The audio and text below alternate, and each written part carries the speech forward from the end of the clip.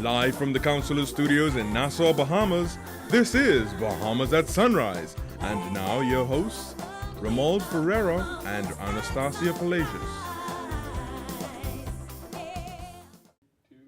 Good morning, Bahamas. Welcome to Bahamas at Sunrise. I'm Romy Ferreira. I'm Anastasia Palacios, and as always, I am so happy to be with you this morning. And guess what? Our aim in 2016 is to definitely continue what we started in 2015, which is to make you more aware. And we're so happy that you've made us a part of your family. For all of last year, we will do good things. Only good things will continue to happen. So we look forward to you making us a part of your morning routine. We certainly do. We certainly do. And we are continuing on with our reflections for 2015. The best of 2015 continues this morning. We hope that you will enjoy the show. Yes, you certainly will. This is part 3 of our installment of the best of the best. Stay tuned. We have lots more after this. Join us for the 25th Annual Bahamas Business Outlook, Thursday, January 21st at the Malia Nassau Resort. A bold agenda the next 25 years with speakers the Right Honorable Perry G. Christie, Gowan Bowe, Vernice Joaquin, Arthur Rowe, Emmanuel Komalafi, Sonia Brown, Pamela Coke Hamilton, Darren Turnquest, Candace Lynette Deal, and Donovan Moxie. To register, call Margaret Albury at 322-7505 or register online at tclevents.com.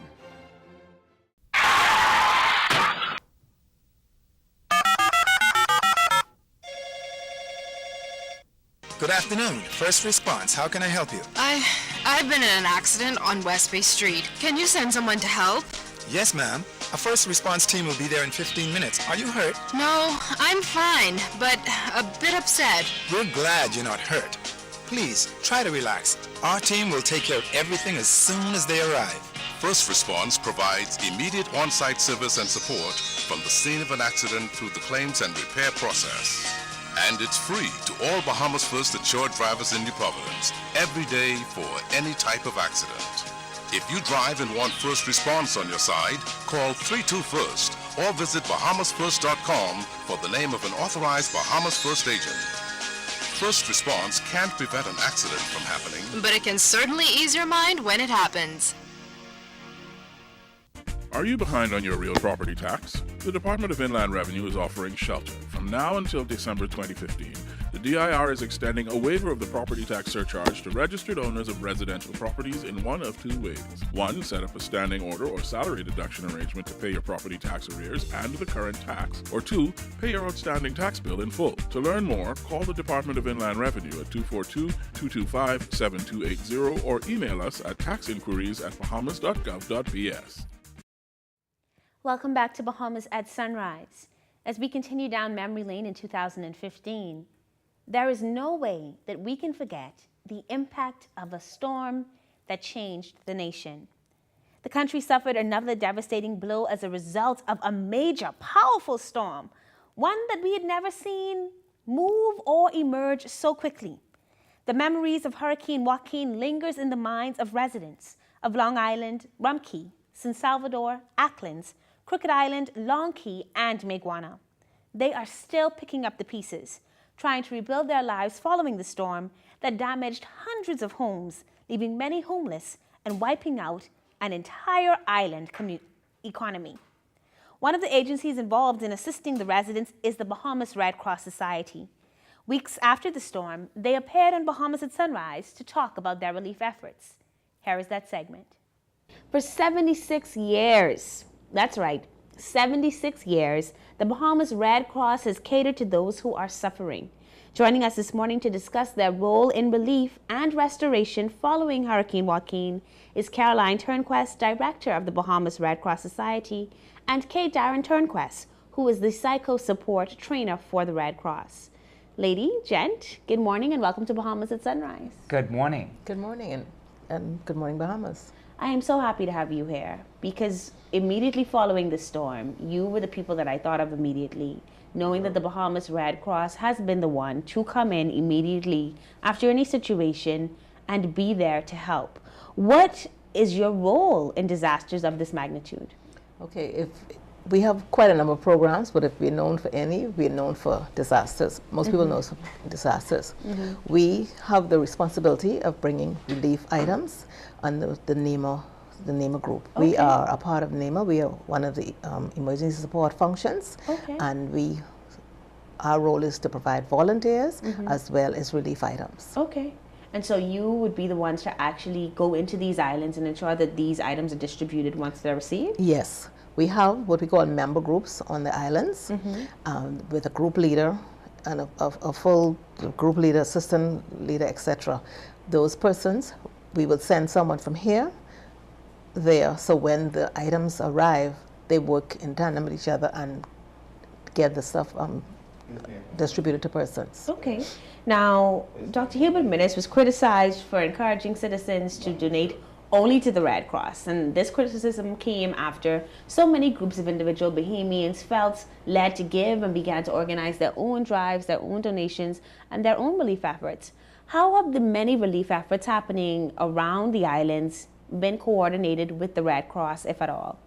Okay, the group head knows, coordinated with us. Okay. As soon as they formed what they were doing and they set up their drop-off points, Red Cross was one of the drop-off points. Okay. But I think it was misunderstood what Dr. Minnis was saying because he meant such as the Red Cross. Okay. You know, so people took it the way they wanted to take it, you know, but of course they know once it gets to us, we will ensure that it gets out. All right. And how have donations and volunteering been with so many other things going on? Have you still seen people strongly contributing to the Red Cross's efforts? Oh yes, the donations have been overwhelming. Okay. Persons are coming in daily, just Okay. bringing things.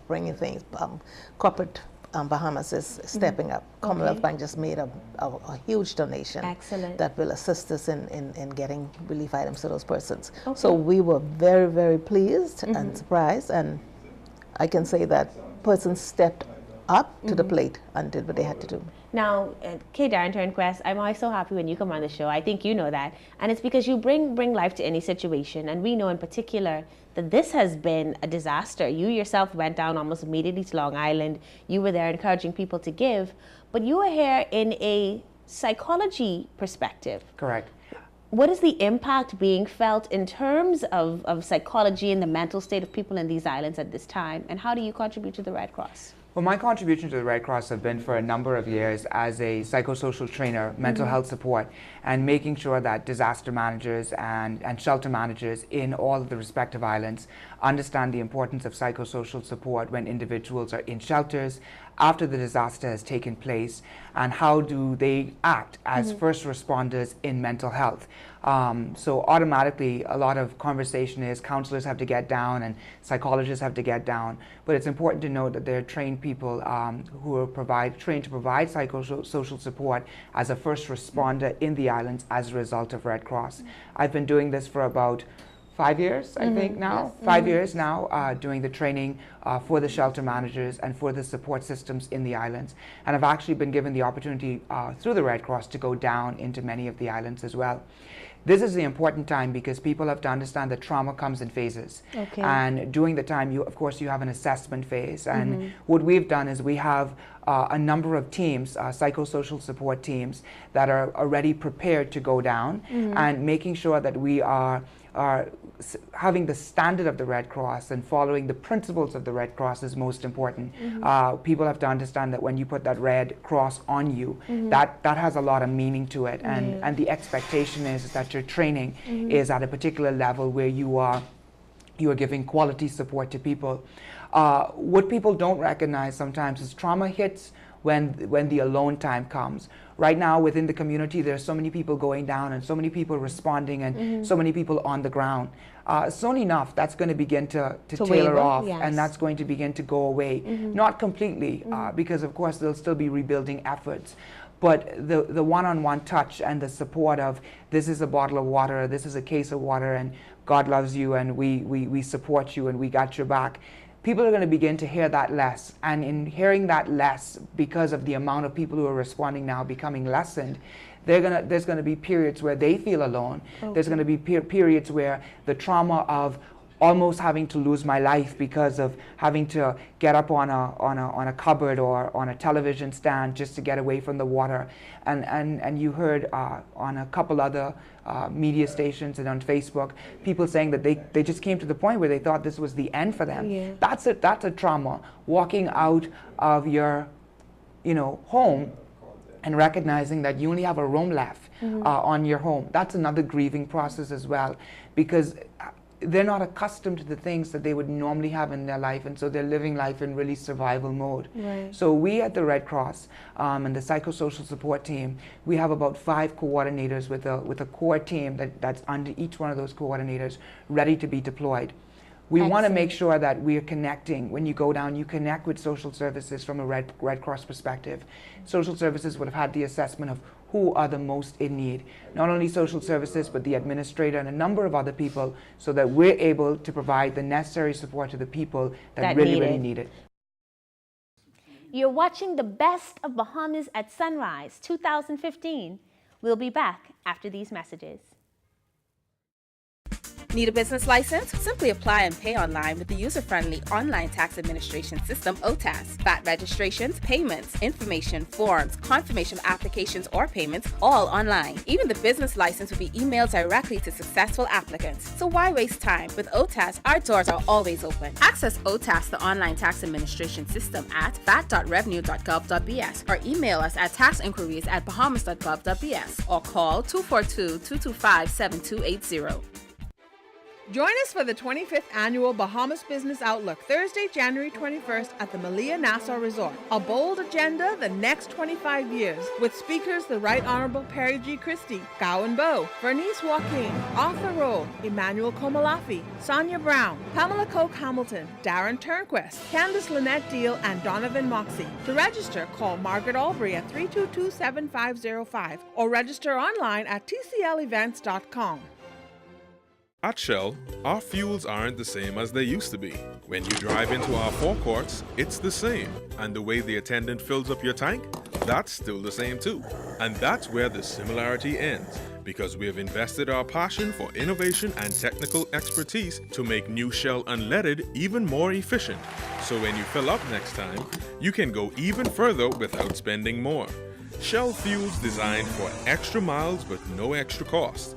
And that makes all the difference. Welcome back to Bahamas at Sunrise as the best of the best. Part 3 continues. With the recent passage of Hurricane Joaquin in 2016, a lot of residents didn't have the information that they needed, particularly with tracking the storm. But Arawak Port Development came to the rescue. I put that in inverted commas, so to speak, because they launched their free, and I emphasize free, Weather Bell online platform. So stay tuned and take a look at this interview, which gives you all the details. The Nassau Container Port, in light of what's the recent passage of Hurricane Joaquin, we're here to remind you of the free weather service that's offered on their website, and it's powered by Weather Bell. And so we welcome this morning from the Arawak Port Development, none other than Mike Mora, and he's sitting next to Jeff Simmons, who's the Senior Deputy Director from the Department of Meteorology. And we're also joined by Joe Bastardi, who's the Chief Meteorologist at Weather Bell. Gentlemen, welcome to Bahamas at Sunrise. Good morning. Good morning. All right, let's get right into the nitty-gritty. We know that tragic event, Hurricane Joaquin, lots of destruction, etc. But Nassau Container Port, being the corporate citizen that it is reminding our viewers in the Bahamas in general of this weather service. So I'd like for you to introduce it, or as a reminder to our viewers what exactly we're talking about. Sure. Well, going back 3 years, the Nassau Container Port, Arawak Port Development partnered with Weather Bell and the Met Office because our weather site is actually fed by the Met Office as well as managed by Weather Bell. And the reason we got into it obviously is because we're in the maritime business. We depend on maritime traffic to bring the containers and to depart containers. For us, understanding whether there's going to be a supply chain disruption in the coming days. So for us, it's a real management tool. It's a planning tool. Our cranes, as an example, they have a computer chip inside of them which recognizes wind speed. And so if our cranes experience winds in excess of 30 miles an hour, they stop. It's a safety feature. We have general businesses that are looking to pick up their inventories. I mean, this Nassau Container Port is the port of entry for cargo for New Providence, and we also provide a lot of the cargo going into the Family Islands by way of warehouses and so forth. Now, the weather information you're providing, though, on your website is a lot more extensive than just looking at the scenario here at the Arawak Port Development physical location. It encompasses the entire Bahamas, isn't that true? It looks to, let's say, the central Bahamas up to Florida, because most of our traffic is in that area. But it's giving us wind speed, it's giving us wave heights, it's giving us rain, it's giving us, we also have a wonderful daily update from, actually several times a day, from the Met Office. We also have a daily update that comes from Joe in terms of what he sees happening in the tropical cyclone arena. Things that we should be on the lookout for, and he's actually going out weeks ahead. So not only from a supply chain business perspective, but it can be a personal application as well if you're traveling, taking a trip. And certainly there's lots of information. I had a chance to listen to you as you discuss wave heights, wind speed, etc. The Department of Meteorology, though, obviously plays an important role in the dissemination of weather to the local citizenry. So let's talk a little bit then about the department's response to Nassau Container Port's website containing this weather information. Well, like Mike said earlier, it's a relationship we started a few years ago where we provide the products that we put out that's pertaining to the port that we make up every day. As a matter of fact, every day we produce 4 marine forecasts, public forecasts, and things that also weather one. And those are really the products that we provide to this website. Okay. In addition to that, we put out also our hurricane warnings that's also feed into this website whenever we're under threat from a hurricane, even whenever there's a system anywhere around. So, you know, the Department of Meteorology, we're happy that we find another source of actually getting that information out there to the public, because, you know, everyone is into the technology now these days. So and with this website, you can actually go on, you can see different products, whatever you're interested in, especially those people, the mariners and all of those. There's some very good information on this for them in terms of wave heights and swells and the likes. Etc. And of course, it's powered by Weatherbell, and so we want to talk to Joe Bistardi, whose last name ends with a vowel, just like mine, so it must be some kind of relative. But let's talk a little bit then about Weatherbell and its contribution to this system and what it will mean for Bahamians. Well, you know, the weather is a relentless and infinite opponent, and there's no way any human or group of humans or any computer models will keep up with the infinite majesty of the atmosphere. But it's a situation like in American football. I call myself a fullback. I block. So what I do is, let's say the Met Office is looking at something, and they may be looking at something we're saying, and they say, hey, maybe we should take a look at that too. And so the more information you have out there, the better the chance that you're going to come up with the right answer. You can't just close your eyes when you're dealing with something like the weather or anything else that is so infinite like that. The other thing is too, and I think the Met Office has a very, very tough job in that when you are a government agency, you are so much more responsible than just the forecast. You have to coordinate warnings. And so Nassau Port Container comes on and they're saying, hey, listen, if we can educate the public as to what we have and look at this, the public will grow more confident in the forecast. So when the Met Office says, hey, there's a hurricane warning here, the public knows absolutely that they've looked at everything and has more confidence in them.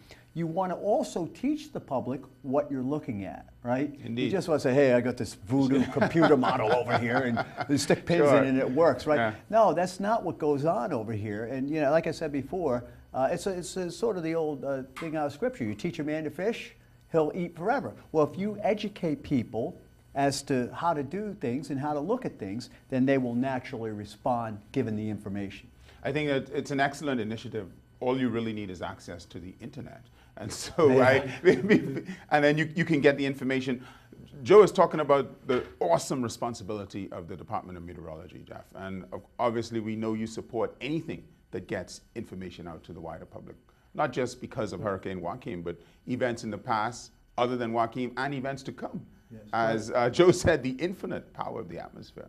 Yeah, we certainly support any means of getting that information out there, because you see, at the forecast office at the Department of Meteorology, what we do is our responsibility really, especially when it comes to severe weather and hurricanes, it's our responsibility to put the warning out there for the people. We have a responsibility to the Bahamian public to get to provide the information. Our challenge would then be getting the information out to the people. We have the media that assist us with that, but that's something you have to be near radio or something. Listen, but with a website, especially like what our put out, is that you can actually go over it and you can take your time and study it and read information. You can see, you have different, for those who are sort of weather savvy, they can take a look at the satellite pictures, see what's going on, and to have a picture of the radar and all of that up there. So it's good to have these kind of things out there, and the more of them out there, the better we can get our information out, and it more or less take a burden off us. So our job would then be concentrating on actually providing good warnings and actually getting them out in a timely manner. And with things like this going on, with these websites, we can actually share the information easier, and it makes our work a whole lot better and easier. I really appreciate the partnership too between the government sector, the public sector, the private sector, WeatherBell. Remind our viewers of the website address then for us, Mike. You can access it at www.nassaucontainerport.com. When you see our page come up, you're going to see a weather icon. You just click on that, and up will come the WeatherBell powered site, which then introduces you to more information you've ever seen before in your life as far as weather goes. Interesting stuff. Thank you so much, gentlemen, for being on Bahamas at Sunrise. Congratulations to WeatherBell, the Department of Meteorology, and of course the Arawak Port Development on this wonderful initiative. Thank you. You're watching Bahamas at Sunrise. We'll be back after this. Renewing pride in our people, improving healthy conditions, lending social assistance to families trying to make a change. The government is implementing CCT, the Conditional Cash Transfer Program, which is proving successful in our region. CCT is a new exciting form of social assistance to help Bahamians break free of the poverty cycle with dignity. CCT provides a cash benefit and many more with an emphasis on improving the health and education of our families. CCT has the advantage of transparency, improved targeting, automation, better monitoring, better processing, improved service, improving client dignity. Call the Social Safety Net hotline at 397-8628. The Department of Social Services. Together we rise. Inspiring you, sustaining you, empowering you to rise. Financial dreams only become a reality when we make the commitment to ourselves and our financial future. Let Leno help you bridge your dream into a reality. Leno Corporate Services offer individual retirement plans, pension administration, investment management, brokerage and trading, accounting, payroll, and corporate services. Leno, bridging possibilities. Contact us at 396-3225. Well, 2015 was certainly a year. It was also the year that we had the highest murder rate in the history of the Bahamas. The challenge of violent crime remained an issue then, and we are hoping that it is one that can be eradicated in 2016. As we set a new record for murders in a calendar year, leaving many wondering what could be done. One of the government's responses is its Swift Justice Initiative that the Attorney General believes can have a significant impact on addressing the backlog of cases to be tried and will ultimately assist in reducing crime. She joined us on Bahamas at Sunrise to tell us more about it. Here that is. Right now I'm joined by the Attorney General of the Commonwealth of the Bahamas in the person of the Honorable Alison Maynard Gibson, Queen's Counsel, and of course Senior Justice Chapel from the Inner London Crown Court. And our topic this morning is Swift Justice. And so to my special guest, welcome to Bahamas at Sunrise. It's a pleasure to be here. I'm so happy and curious and excited to explore this topic. I think it's so timely. So let's sort of delve right into it. When we talk Swift Justice, what exactly do we mean and why do we need it? We mean, in a snapshot, efficiency in the administration of justice. Okay. This is critically important, most especially in a democracy where you want to have confidence in your legal system. And it's most especially in the criminal justice system at a time like this. Yeah. People would like to see things radically change, and I want to assure Bahamians that this is not business as usual.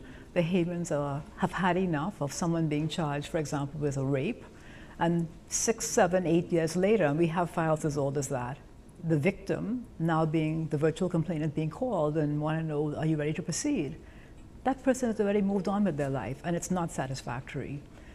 A mother may have buried her son, who was the victim of a murder, and here we are 6, 7 years later.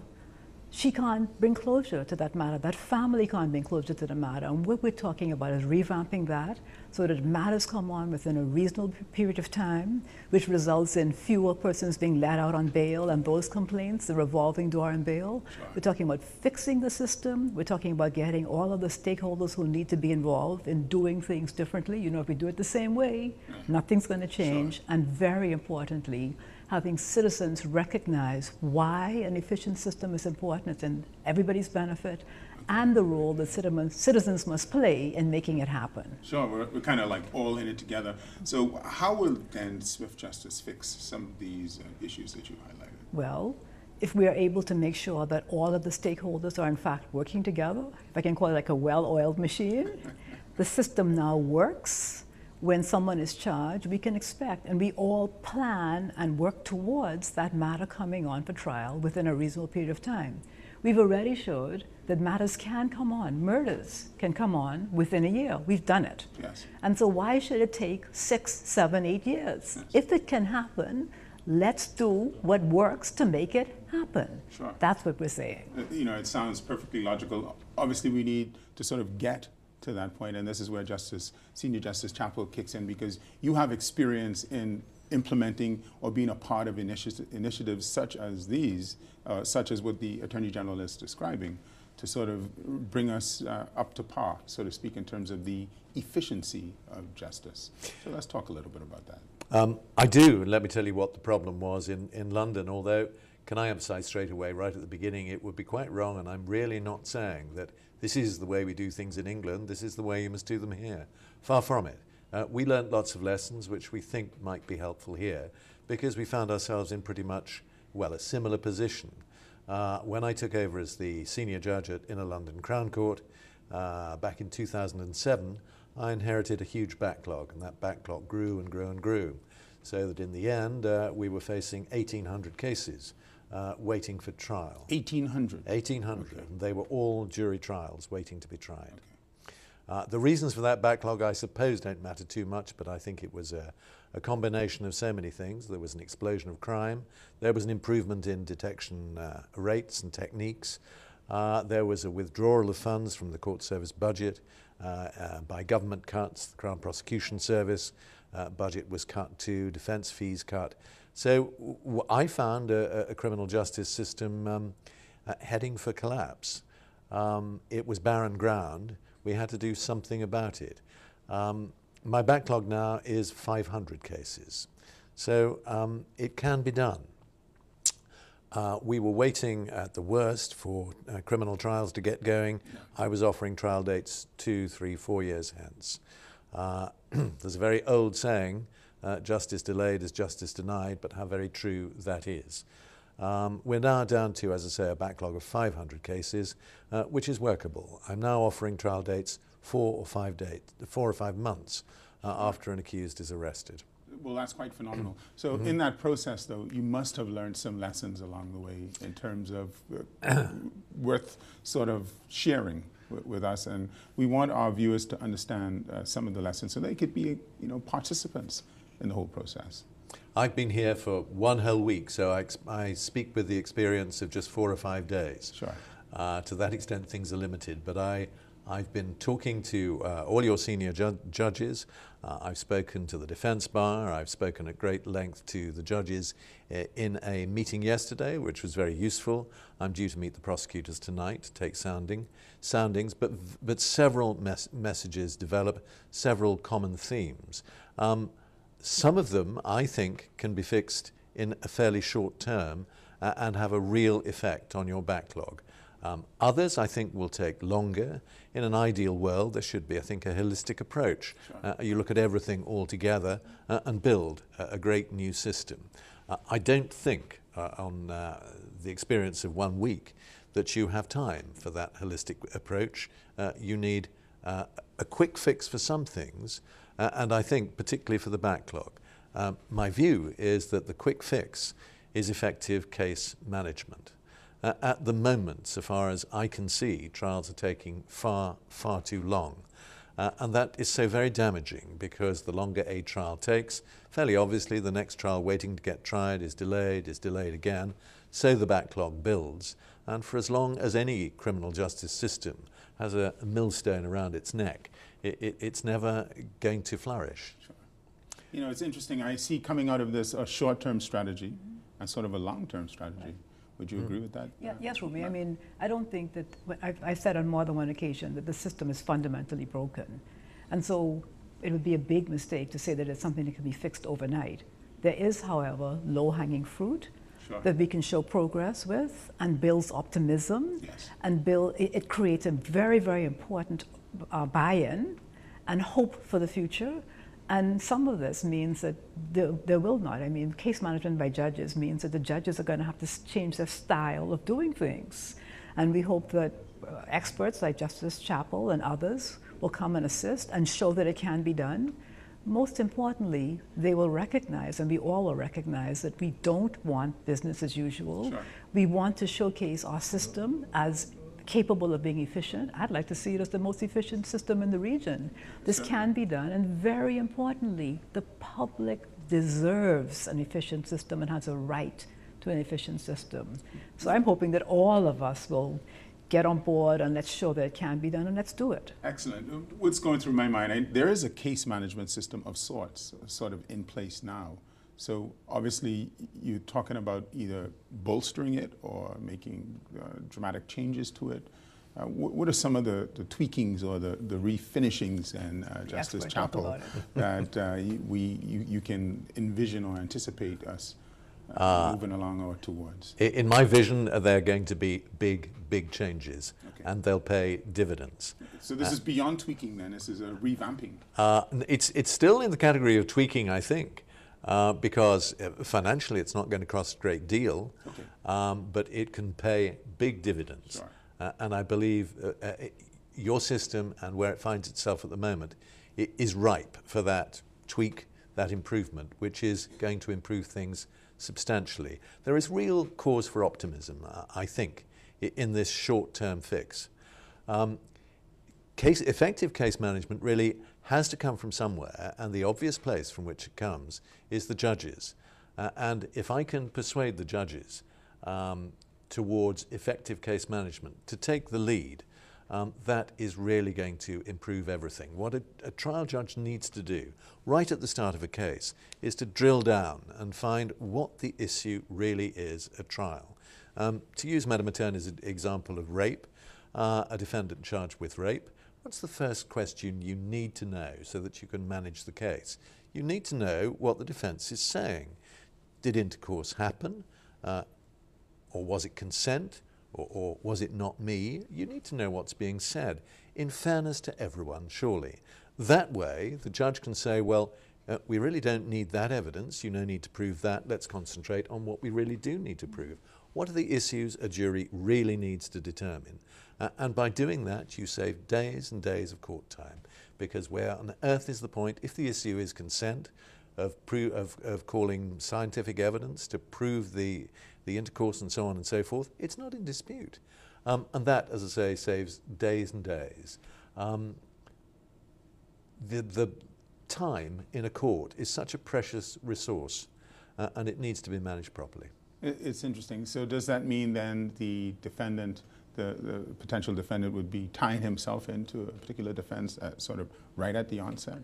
Yes. How does that play out in practical terms? Yes, it does. And there's reluctance and worry about that being expressed in various quarters. For my part, I don't see it. And really, if one knows what the defense is, it's simpler and to be fairer to him too, because one knows exactly what further material might assist his case, which is in the hands of other people. Sure. It concentrates everyone's mind. Well, that's surely got to be fairer for everyone. All right. And for it to work, I mean, we have to make sure that the prosecution puts the defense in the position right up front to understand what the prosecution's case is as well. And so but this swift justice means that all stakeholders have to buy in to there are no gotcha moments. Sure. We want the system to work. If you're making an allegation against me, I have a right to know what is the allegation, what is the evidence that you have against me. Everybody has a right to know what is your defense, and then what I think Justice Chappell is saying, and I may be inelegantly paraphrasing him, is then the judge is able to say, listen, I don't want to hear that evidence that you're bringing is not relevant to the issue at hand. Interesting. I heard a very interesting account from one of the judges that I was talking to earlier this week, who was trying a murder case not so very long ago. And the defense was, it wasn't me, not that the victim hadn't been murdered and so on. Yet he told me days were spent with the pathological expert who carried out the post-mortem about the angle of the stab wound and how deep it had penetrated, what damage it had caused. What on earth does that have to do with anything? I like what I'm hearing. You know, yes, okay. You transpose that now into, and persons who are who run businesses, and I don't just mean big businesses, will be listening to this show. All right. This is a very popular show. Judicial time is valuable. If there's no dispute about the fact that the person is dead, why are we spending time proving that the person is dead? Indeed. Or how the person died? And that then enables us to effectively and efficiently manage time so that more cases can move smoothly through the system and people can feel that the system is serving the people. And that is why I say again, it's not business as usual. Well, we have to end on that note. Thank you so much, Madam Attorney General Alison Maynard Gibson, and of course, Justice Chappell. It's been certainly a pleasure speaking with you this morning. We look forward to these changes and the fruits that they will bring, the dividends that the Bahamian public will receive. Thank you for having us, and thank you for the great job that you're doing. Thanks very much. You're watching Bahamas at Sunrise. We'll be back after this. They come in! Sun Oil, in association with Shell, are committed to the development of Junkanoo and Bahamian culture. Sun Oil Limited is the Shell licensee for the Bahamas and the Turks and Caicos Islands, and we are proud to be Bahamian. Sun Oil and the Shell Saxon Superstars are inextricably linked. For more than 30 years, we've supported the development of Bahamian Junkanoo. Artistic, creative costumes depicting various themes, performance, artistry, rhythmic, pulsating sounds. The energy, the passion, the discipline, the commitment to excellence, the character traits we share with the community of Junkanoos. Together, we're committed to developing a quality experience to the Bahamian public. Years of productive, committed partnership. That makes Shell and Junkanoo the winning combination. Sun Oil Limited, fueling growth for people. Go the distance with Shell Quality Fuels. At Henry F. Store Electric Company, we supply all your electrical needs for any size project, from residential housing to luxury hotels. We can help you achieve just the right look, from doorbells to chandeliers, table lamps to ceiling fans, wire, conduit, panels, dimmers, switches, plugs, and even tools. And don't forget light bulbs. We have those hard-to-find, energy-saving fluorescent bulbs and more. Henry F. Store Electric, number 135 Mackley Street. Over 50 years of reliability, service, and low prices. We also ship to the Family Islands.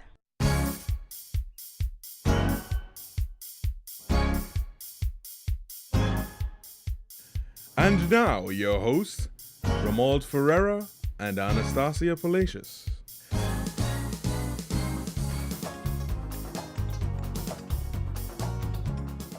Welcome back to Bahamas at Sunrise, the halfway point of the 2016 show. Only good things continue to happen. Definitely. It is 2016. That means that we are only a year away from the general elections. That's right. That means that you should be registered so that you can choose whether or not this government will stay in power or whether or not you will be responsible for putting someone else there.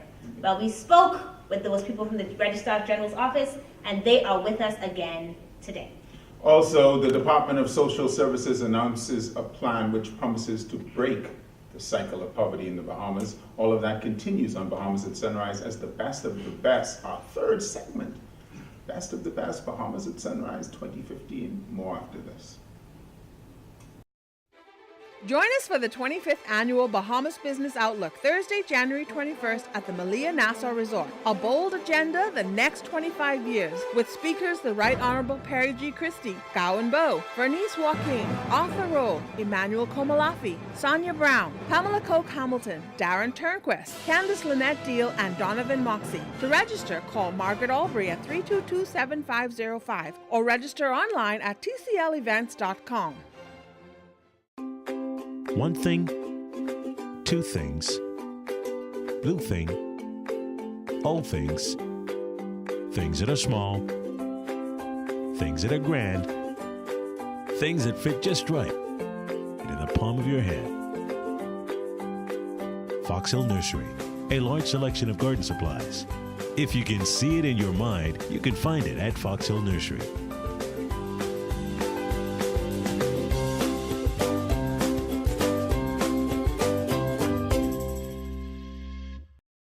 Welcome back to Bahamas at Sunrise. A few parliamentarians have changed places since the last general election. Greg Moss, Member of Parliament for Marco City, has formed the United Democratic Party, having left the governing Progressive Liberal Party. Him, along with Renwood Wells and, of course, Dr. Andre Rollins, they both left the Progressive Liberal Party and they joined the Free National Movement, which is, interestingly enough, we got a chance to sit down and talk to Dr. Rollins about the rationale behind his move. Dr. Rollins first made headlines, I believe, on a national level. It was the Elizabeth by-election back in 2010. I believe he paid for his candidacy the $400 in quarters in honor of all the poor people that didn't have the $100 bills, showing you a level of cerebral faculties at work. So we welcome Dr. Rollins. Let's talk a little bit about your recent move. Welcome. Thank you. Thank you. Welcome back to your perennial home. Let's sir. talk a little bit. Back then, you were a member of the National Democratic Party, right? Let's talk about your evolution from then to now. You eventually joined up with the PLP for the last election. Now you've joined with the FNM. Let's begin at the first beginning, as they say in Long Island. Take us back. Yeah, no, you know, in politics, I think the primary focus has to be on what your objective is. My objective is to see our country transform and to become the country it has the potential to become. And unfortunately, at the moment, we're suffering due to a lack of leadership and a lack of sincere purpose. I mean, we came into office, the current administration came into office, myself and Renwood Wells, a part of the Progressive Liberal Party at the time, on the basis or premise that we were going to be a change administration. There's been no change and things have gotten worse. And so for me, the focus is not the political label that I have attached next to my name, but what in fact is the government doing to create opportunities for many Bahamians, particularly young Bahamians, to cause for them to feel as though it is in fact better in the Bahamas. It's interesting you should say that, but if you talk to government supporters, they point to lots of things that haven't changed. They point at BAMSI as the pie in the sky. They point at Bahamas, soon to be finished. At what point did you realize that things weren't changing and were not going to change? Well, I think for a lot of Bahamians, when they witnessed the last general election campaign, they were extremely impressed by the number of younger and new persons who were brought into the Progressive Liberal Party. That gave them confidence that the party was sincere in its stated mission of trying to transform the organization, causing it to change and become more of an open or big tent, so to speak. What we saw after the election is that a lot of those new persons or younger people were really just used as window dressing, and a lot of the old guard and those people who were considered traditional PLPs, who were nowhere to be found during the course of the campaign, reappeared. They were all of a sudden integral to the functioning of the government, and that was not consistent with what the Bahamian people expected when they voted at the last general election.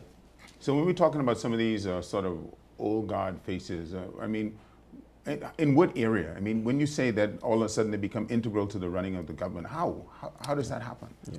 Well, if you look at a lot of the persons who have been appointed as consultants, if you look at persons who have been brought back, for example, to the Royal Bahamas Police Force, people who had already reached the age of retirement or had been asked or made to leave the force, Customs Department, so on and so forth. I mean, I could go on and on. There are a lot of senior people who were brought back, and what that has done is taken opportunities away for a lot of younger, qualified, competent individuals, and as a result, they feel as though this country, in fact, is not serious about creating opportunities for them. And I think that if we recognize the demographics of our society, if we look at the composition of the electorate, you have to understand that it is the young people who are going to determine who governs this country. And at the next general election, the Progressive Liberal Party, due to their insistence on bringing back the old guard, is going to pay a political price.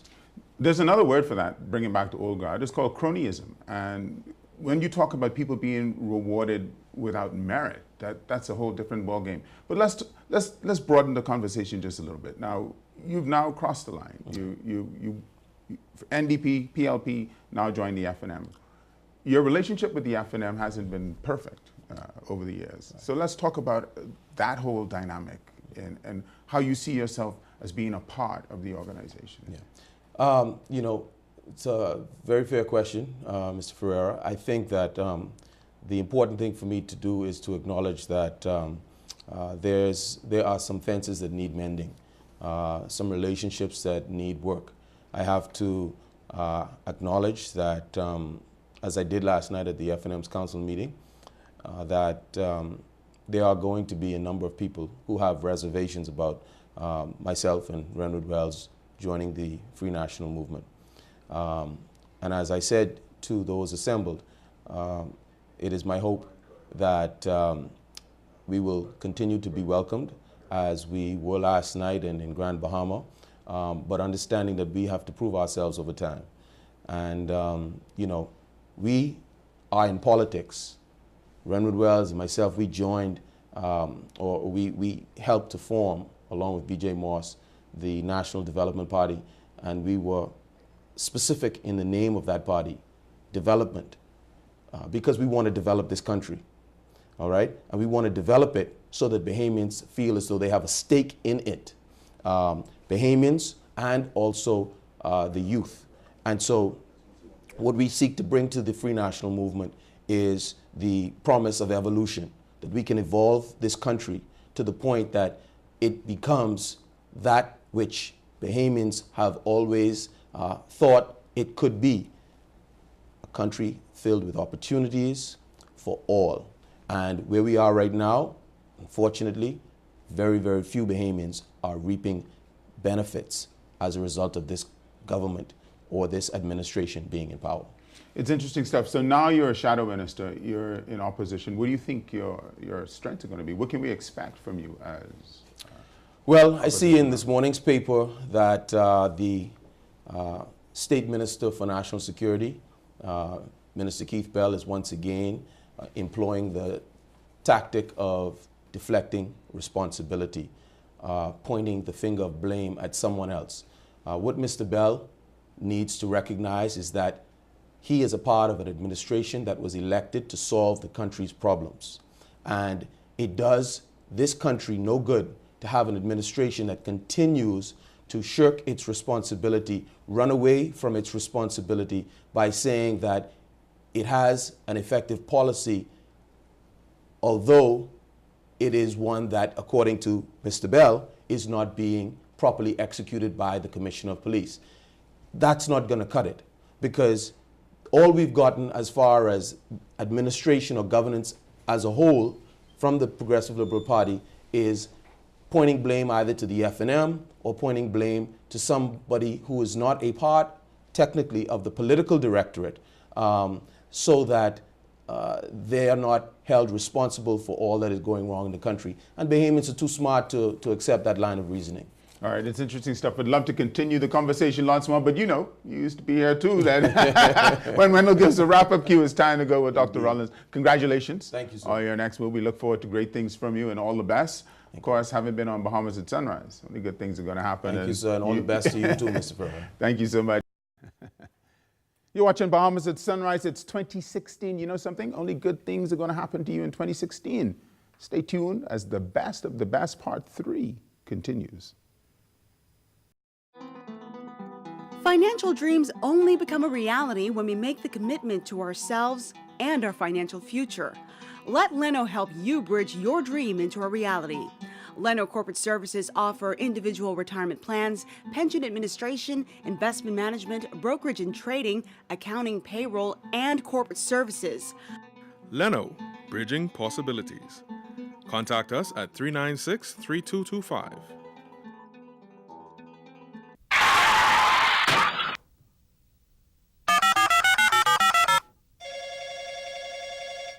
Good afternoon. First response. How can I help you? I've been in an accident on West Bay Street. Can you send someone to help?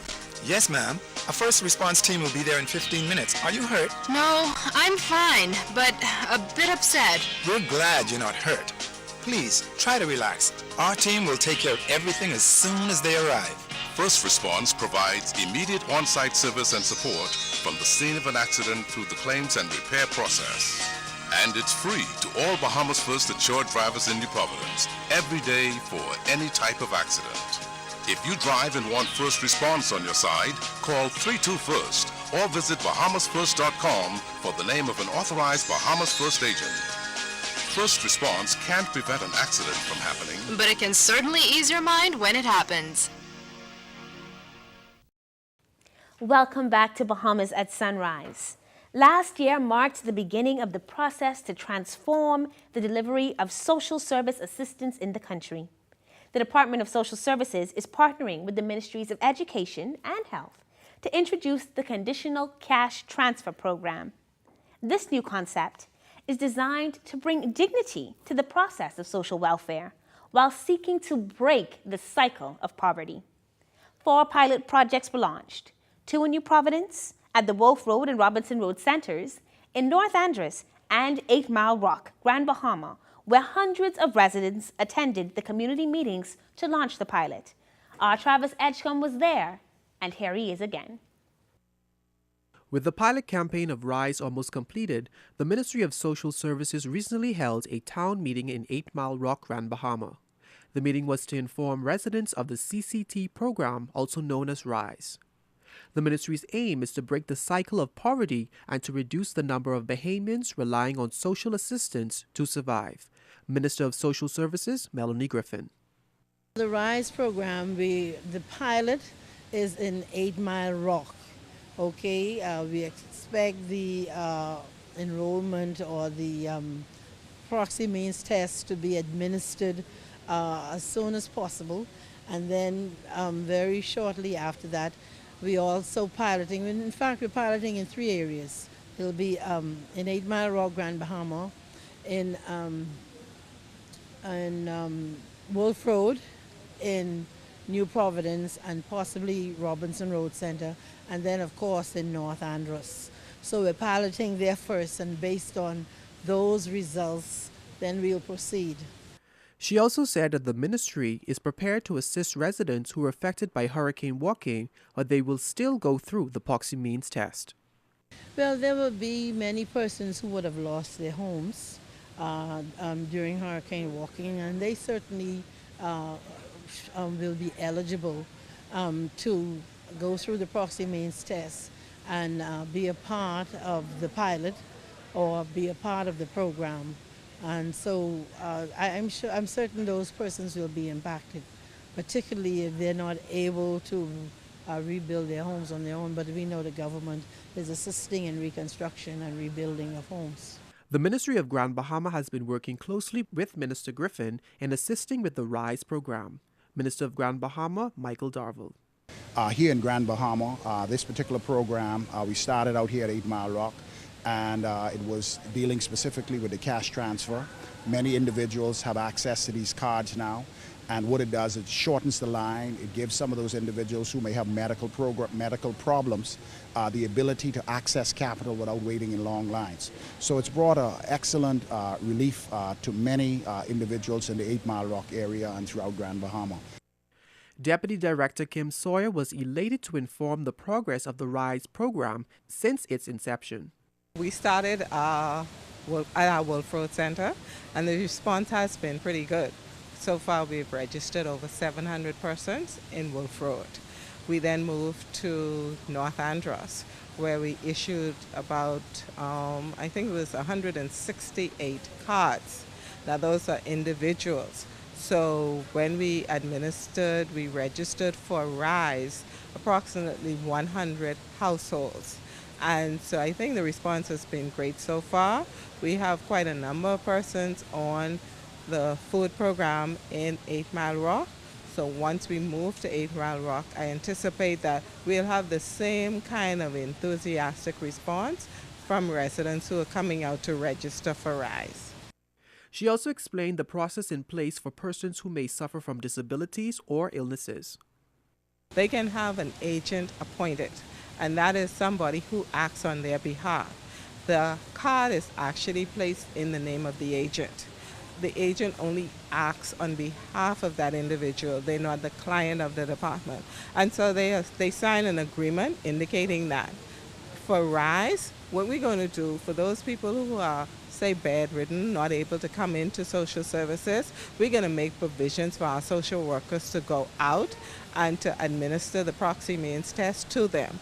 Actually, in Andros, we administered the proxy means test 2 ways. For New Providence, we actually asked persons to come in to do a visit. In Andros, the numbers were smaller, so we actually went out and we visited each person, each household that was on the food program. So it really wasn't a need for persons to come into the office, and so we cut out that first step. This is Travis Edgecombe for Bahamas at Sunrise.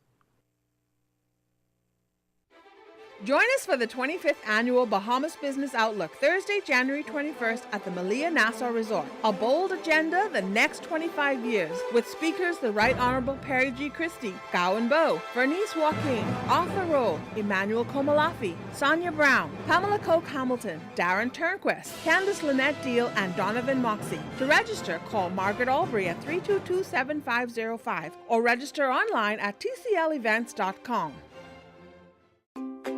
One thing, two things. Blue thing, old things. Things that are small, things that are grand, things that fit just right in the palm of your hand. Fox Hill Nursery, a large selection of garden supplies.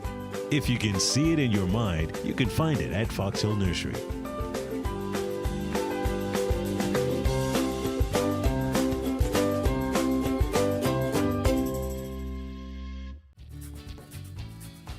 Here on Grand Bahama Island, we still know how to work the magic.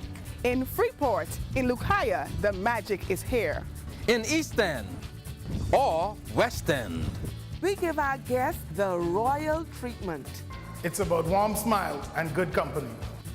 On Grand Bahama Island, it's people to people. Call 356-0435-647 and volunteer as a people-to-people ambassador today.